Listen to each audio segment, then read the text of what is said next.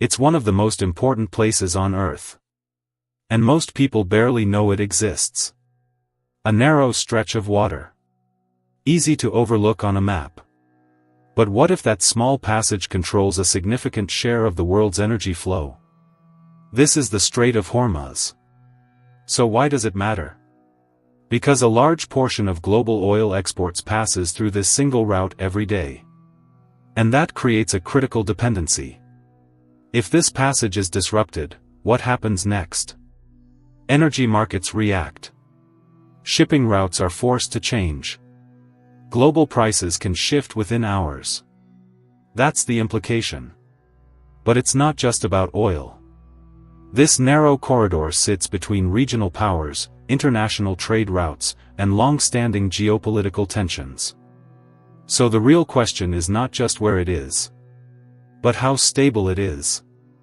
Because when a single location connects supply to the entire world, its importance goes far beyond its size. And that's where the story begins. Ancient trade gateway. A narrow strait, connecting civilizations. But connecting how? What made this passage so important thousands of years ago? Here's the reveal.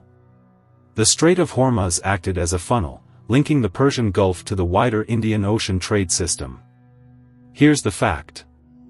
As early as the 3rd millennium BCE, maritime trade connected Mesopotamia, the Indus Valley, and regions of ancient Persia through this corridor. Archaeological evidence, shared artifacts, trade goods, and port settlements, shows a continuous exchange of materials like copper, timber, ivory, and precious stones moving through the Gulf. Ports such as Dilmun, modern Bahrain, acted as intermediaries, channeling goods through routes that likely passed this strait. And over time, these networks expanded. Greek, Persian, and later Roman trade systems used the same maritime pathways, linking the Mediterranean world to India, Arabia, and East Africa through interconnected sea routes. Here's the implication. This wasn't just a route. It was a connector of entire civilizations. Goods moved through it. But so did ideas. Languages. Technologies. So the real question is, if this narrow passage helped link the ancient world together, what happens when control over it shifts? Persian control. Empires watched this passage closely. But why did they care so much about this narrow stretch of water? Here's the reveal. For ancient and early medieval empires, controlling the Strait of Hormuz meant controlling access to the entire Persian Gulf. Here's the fact. For centuries, successive Persian empires, including the Achaemenid, Parthian, and later Sasanian states, held influence over the northern coastline of the strait, allowing them to dominate regional maritime routes and trade access. This geographic position gave Persia a strategic advantage over commerce flowing between Mesopotamia, Arabia, and the Indian Ocean. Even later, Persian dynasties like the Safavids fought to reclaim and secure the strait from foreign powers such as Portugal, recognizing its economic and military importance. Here's the implication. Control of this passage was never just about territory. It was about leverage. Whoever held influence here could control trade access, tax or restrict movement, project power beyond their borders. So the real question becomes, if empires understood its importance thousands of years ago, why has control of this same narrow strait remained just as contested today? Early maritime routes. Spices, pearls, and silk passed here. But how early did this begin, and why here? Here's the reveal. Long before modern borders or even classical empires fully formed, maritime routes across the Persian Gulf and Indian Ocean already connected distant civilizations. Here's the fact. Archaeological evidence shows that as early as the 3rd millennium BCE, seafaring trade linked Mesopotamia with the Indus Valley civilization, moving goods such as copper, timber, ivory, lapis lazuli, and pearls through Gulf ports that funneled traffic toward wider ocean networks. These routes later expanded into what historians describe as early Indian Ocean maritime systems, connecting Arabia, South Asia, and East Africa through seasonal winds and coastal navigation. Here's the implication. This wasn't isolated exchange. It was a network. And it suggests something important. Trade did not begin with empires, it helped shape them. Because when goods like spices, pearls, and textiles moved across water, they also carried knowledge, technology, and cultural contact between regions that had never met directly. So the question becomes: if these maritime routes were already active thousands of years ago, how much of later global history was simply built on patterns that already existed? Arab and Persian influence. Cultural crossroads. But what actually met at this crossroads, and how did it shape the region? Here's the reveal. The waters around the Strait of Hormuz became a shared maritime space shaped by both Arab and Persian seafaring traditions over many centuries. Here's the fact. From early antiquity through the Islamic period, Persian-controlled northern coasts and Arab-dominated southern trade networks operated within the same Gulf system, forming interconnected routes linking Mesopotamia, Arabia, and the wider Indian Ocean world. Persian empires such as the Achaemenids and later Sassanids used the Gulf as a strategic trade corridor, developing ports and naval routes that connected inland centers to maritime exchange networks. At the same time, Arab sailors, especially during the Islamic Golden Age, expanded navigation systems across the Indian Ocean, linking East Africa, India, and China through the same waters. Over time, these systems did not replace each other, they overlapped. Here's the implication. This region was not defined by a single maritime culture. It was shaped by interaction, competition, cooperation, and constant movement of goods and people across shared sea routes. So the question becomes: if two powerful maritime traditions evolved in the same space, where do we draw the line between influence and exchange? Portuguese expansion. Europe enters the strait. But what changed when European naval power reached this narrow passage? Here's the reveal. In the early 16th century, Portugal moved to control key maritime chokepoints across the Indian Ocean, including the Strait of Hormuz, to dominate trade routes linking Europe, India, and Asia. Here's the fact. In 1507, Portuguese forces under Afonso de Albuquerque captured Hormuz Island and established a fortified presence there, turning it into a strategic customs and naval hub controlling access to the Persian Gulf trade network. From this position, Portuguese authorities regulated shipping, imposed tolls, and monitored the flow of goods such as spices, silk, pearls, and other high-value commodities moving between regional markets. Here's the implication. This was not just exploration. It was control of circulation, of who could pass, what could move, and at what cost. And that created tension across existing trade systems that had operated for centuries under regional powers. By the 16th century, the Strait of Hormuz had become part of a wider global struggle over maritime access, one that would continue long after Portuguese dominance declined in the 17th century. So the question becomes: when a new power enters an established trade route, does it simply join the system? Or reshape it entirely? Capture of Hormuz, 1622. A turning point. But turning what, and for whom? Here's the reveal. In 1622, a combined Anglo-Persian force seized the Portuguese stronghold on Hormuz Island after a prolonged siege. Here's the fact. The operation, carried out by Safavid Persian forces with English naval support, successfully ended more than a century of Portuguese control over the island, which had dominated regional trade routes since 1507. The siege lasted weeks, involving coordinated land assaults and naval bombardment, culminating in the Portuguese surrender and withdrawal from the fortress. Here's the implication. This was not just a military victory. It was a shift in control over a critical choke point in global trade, one that redirected influence in the Persian Gulf and reshaped access between Europe, the Middle East, and Asia. But it also raises a deeper question. When one power is replaced by another in such a strategic location, does the system change fundamentally? Or does only the controlling hand change? Because the strait remained important long after 1622. And competition for it never truly stopped.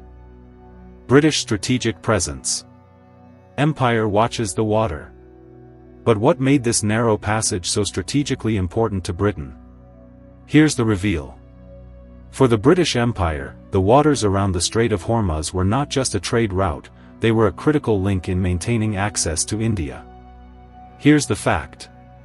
From the 19th century onward, Britain extended influence across the Persian Gulf through treaties, naval patrols, and protectorate arrangements with local rulers. This system helped secure maritime routes connecting the Middle East to British India. The Strait of Hormuz sat near the heart of this network, an essential choke point for ships moving between the Indian Ocean and the Persian Gulf, especially as global trade and later oil shipments increased in importance. By controlling nearby sea lanes and coastal influence points, Britain could safeguard shipping routes, monitor rival powers, and ensure the stability of its imperial supply chain to India. Here's the implication. This wasn't direct ownership of the strait. It was strategic positioning around it. Naval presence. Treaties. Route control. Because in imperial strategy, control did not always mean occupation, it often meant influence over movement.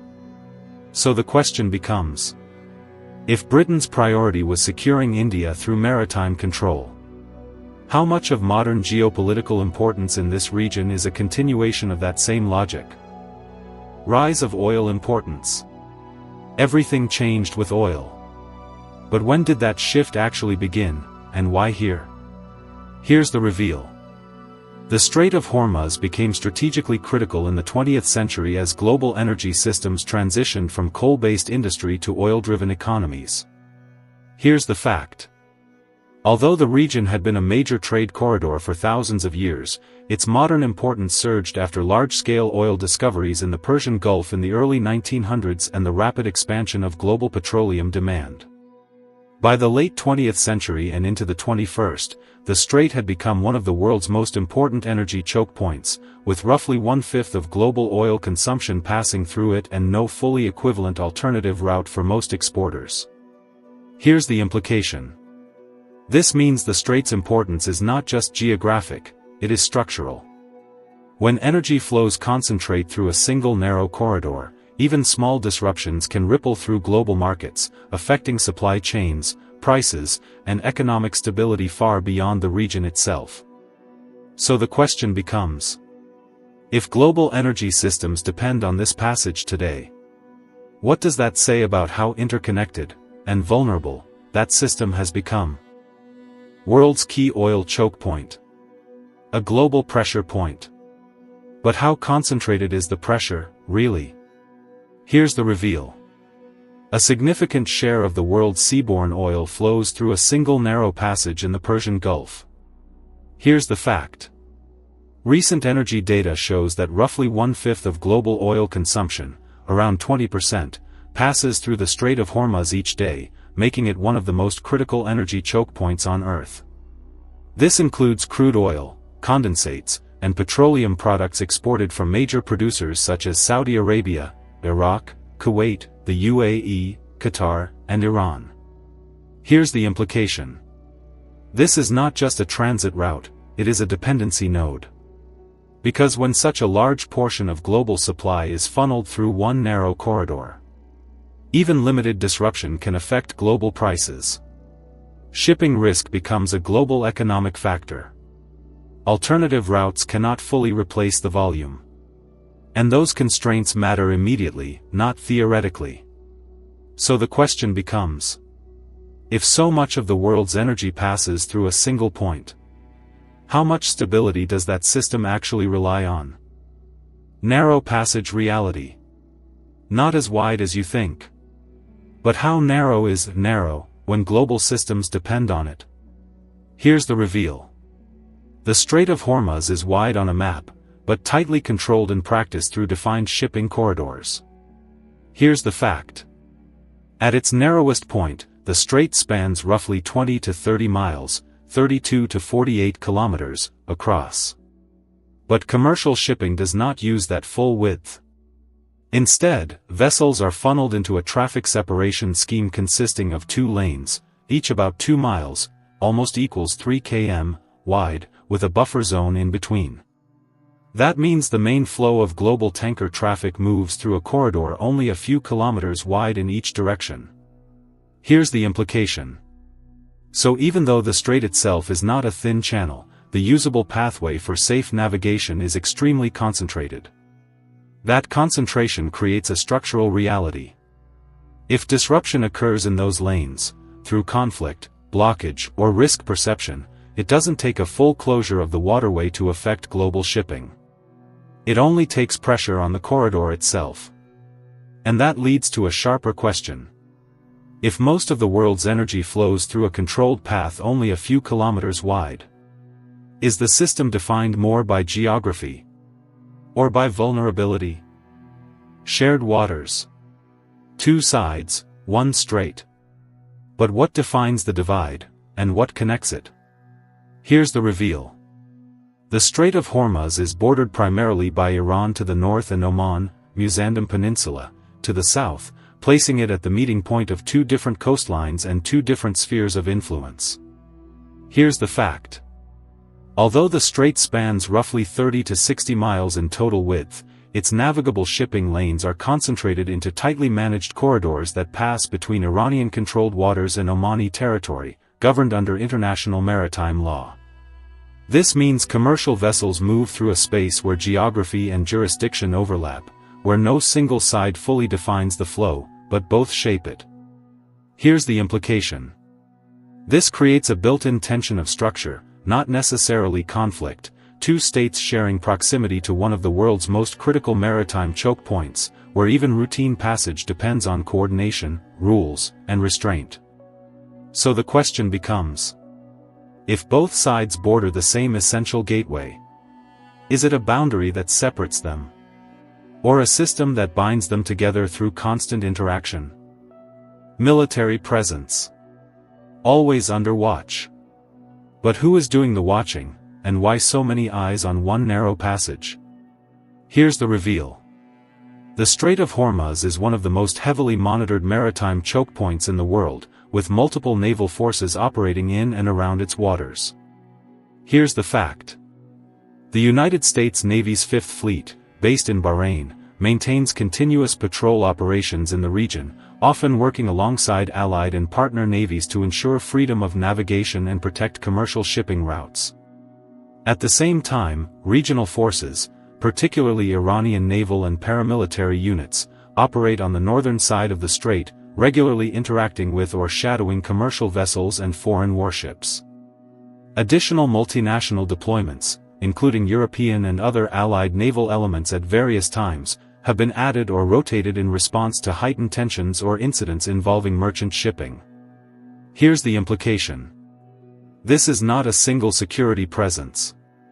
It is overlapping layers of patrols, deterrence, and monitoring, each responding to the same geography from different strategic interests. And because the strait is narrow, those presences inevitably converge in the same operational space. That creates a constant condition of proximity. Observation. Reaction. Deterrence.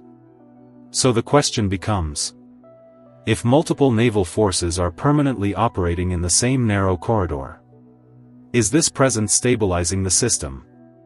Or simply reflecting how fragile it already is? Tanker war. Ships became targets. But why would commercial vessels, civilian, unarmed, be drawn into conflict? Here's the reveal.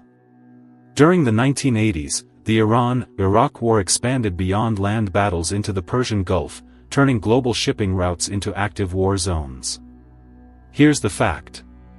Between 1981 and 1988, both Iran and Iraq targeted oil tankers and merchant ships in what became known as the Tanker War. Over 400 ships were attacked, including hundreds of oil tankers. Iraq initiated large-scale strikes in 1984, attacking vessels linked to Iranian oil exports. Iran retaliated by targeting ships connected to Iraq and its allies. Weapons ranged from missiles like the Exocet to mines, rockets, and gunfire, turning commercial shipping into a battlefield. Even neutral vessels were not always safe. Here's the implication. This changed the meaning of the strait. It was no longer just a trade route. It became a pressure point, where global energy supply could be disrupted not by geography, but by conflict. And the consequences spread far beyond the region. Insurance costs surged. Naval escorts became necessary. Global powers, including the United States, were drawn into direct involvement to protect shipping. So the question becomes: if civilian ships can become targets during regional conflict, does control of a chokepoint depend more on geography, or on the stability of the world around it? Modern naval incidents. Tensions still rise. But how often do these tensions turn into real confrontations? Here's the reveal. In the Strait of Hormuz, incidents are not rare disruptions, they are recurring features of the system. Here's the fact. Recent years, and especially 2024 to 2026, have seen repeated cases of vessel seizures and boardings, including commercial ships detained by Iranian forces using helicopters and fast boats. Missile and drone attacks on merchant vessels during periods of conflict, with multiple ships damaged in single. Naval confrontations and blockades, where warships monitor, intercept, or redirect commercial traffic. In 2026 alone, escalating conflict has led to dozens of vessels attacked in Gulf waters, shipping disruptions and partial blockades, mines deployed in the strait, increasing risk for all. Even outside wartime, the pattern persists: harassment, detention, and close encounters between naval forces and civilian shipping. Here's the implication. This is not a stable corridor occasionally disrupted. It is a corridor where stability must be constantly enforced. Because when military forces, commercial vessels, and geopolitical tensions all operate in the same narrow space, incidents don't require escalation. They emerge from proximity itself. So the question becomes: if confrontation is built into the structure of this passage, is tension the exception, or the baseline condition? Closure threats. What if it shuts down? Is that a hypothetical, or a real risk? Here's the reveal. In the Strait of Hormuz, closure doesn't need to happen to have consequences. Here's the fact. Even the threat of disruption can move global markets instantly, because around 20% of the world's oil supply and roughly a quarter of seaborne oil trade depends on this single passage. And recent events show how quickly risk translates into impact. Shipping traffic can drop sharply within days. Hundreds of vessels can be delayed or rerouted. Oil and energy prices can surge globally. All without a full, permanent closure. Here's the implication. This is not just a physical choke point. It is a psychological and economic one. Because markets react not only to supply, but to uncertainty about supply. Insurance costs rise. Shipping slows. Buyers scramble for alternatives. And that reaction alone can ripple across the global economy. So the question becomes: if a strait doesn't need to close to disrupt the world, is the real power here in control? Or in the constant possibility of interruption? Energy dependency. The world depends on it. But depends how deeply, and on what exactly? Here's the reveal.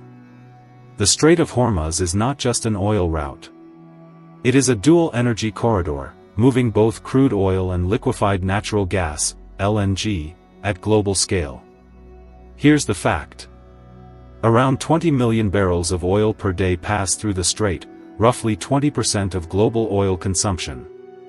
At the same time, about 20% of global LNG trade, mostly from Qatar, also transits this same route. For some countries, there is no alternative. Over 90% of Qatar's LNG exports depend on this passage. Many Gulf states rely on it for the majority of their oil exports. Here's the implication. This is not just a shipping lane. It is a concentration point of global energy systems. Oil fuels transport and industry. Natural gas powers electricity and heating. Both flow through the same narrow corridor.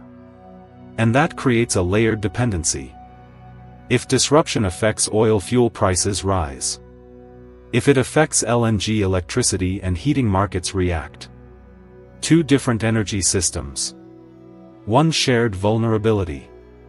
So the question becomes, if both oil and gas depend on the same passage, is the world diversifying its energy routes? Or concentrating its risk in a single place? Alternative routes? Can it be bypassed? It sounds like a simple solution. If one choke point is risky, why not go around it? Here's the reveal. There are alternatives to the Strait of Hormuz, but they are limited, uneven, and incomplete. Here's the fact. Several pipelines already bypass the strait.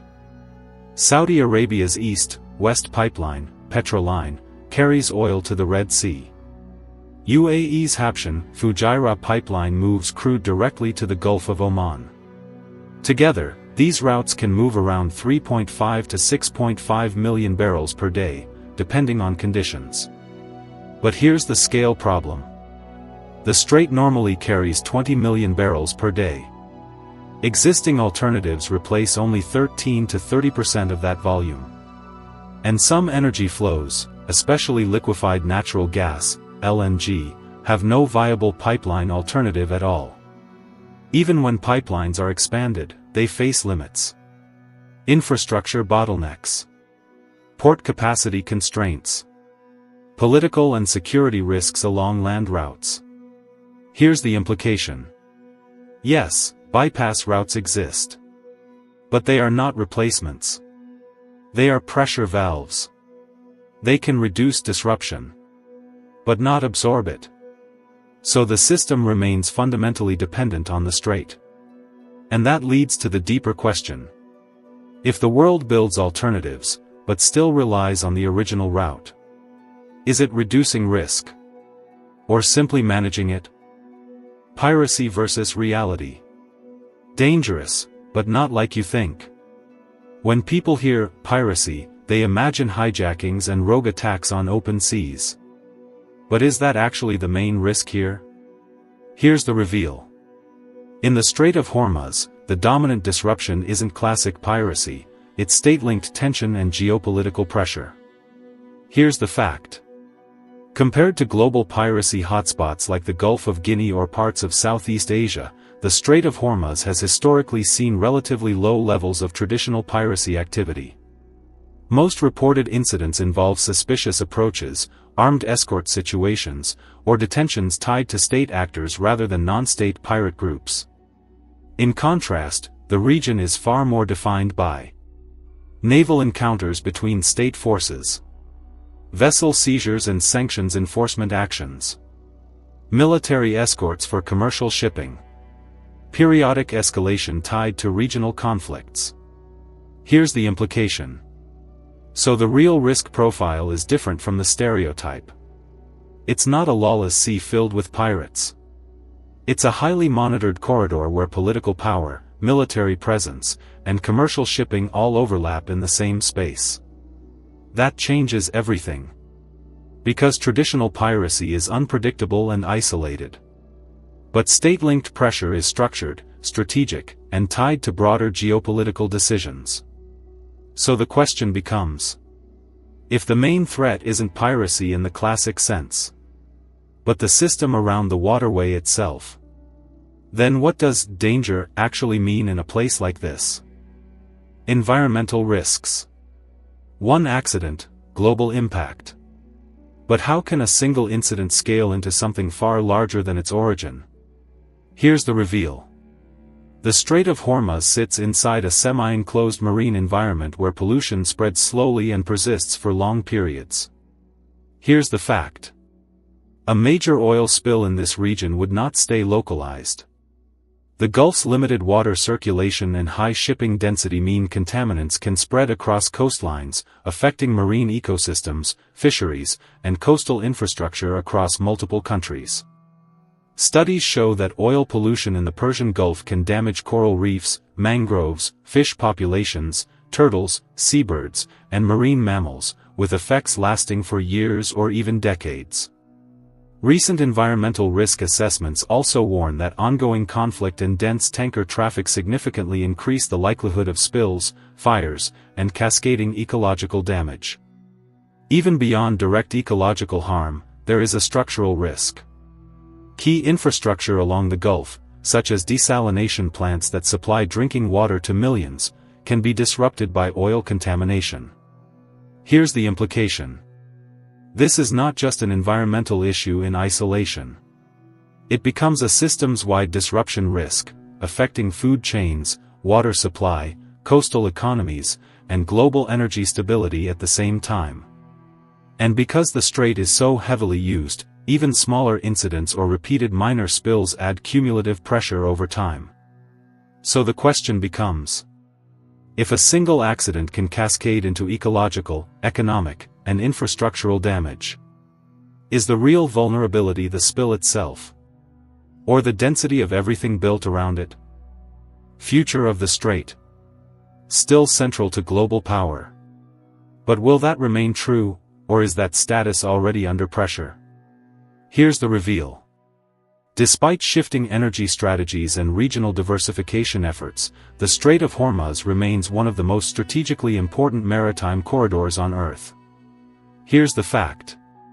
Today, roughly 20% of global oil trade and about 20% of global LNG exports still pass through this narrow passage, making it a critical choke point for both energy and maritime logistics. Even with alternative pipelines in the Gulf region, they only offset a fraction of total flow, meaning the strait continues to handle the majority of exports from major producers like Saudi Arabia, Iraq, Kuwait, the UAE, and Qatar. At the same time, geopolitical competition, naval presence, and periodic disruptions continue to shape how safely, and how predictably, this corridor operates. Here's the implication. The future of the strait is not a simple story of replacement or decline. It is a balance between three forces. Energy dependence that is still deeply concentrated. Infrastructure expansion that reduces but does not remove risk. Geopolitical tension that can instantly reshape perception and flow. So even as the world builds alternatives and talks about energy transition, this corridor still sits at the center of a very old problem. How do you secure global systems that depend on a single narrow passage? And the question remains open. If global energy flows eventually diversify, will the Strait of Hormuz lose its central role? Or simply change what kind of power it represents? The Strait of Hormuz may look small on a map, but its impact is global. Why? Because it continues to carry a significant share of the world's energy supply. That's the fact. And the implication is clear. What happens here doesn't stay here. From ancient trade routes to modern oil shipments, this narrow passage has remained of connection and tension between regions, economies, and powers. So the question isn't just what it is, but what happens next. Because in a world built on movement, of goods, energy, and influence, control over a single corridor can shape far more than geography. Thank you for watching. If you found this perspective useful, don't forget to like, subscribe, and share it with others who want to understand the hidden forces shaping the world today. Your support helps bring more clear, evidence-based stories like this to light.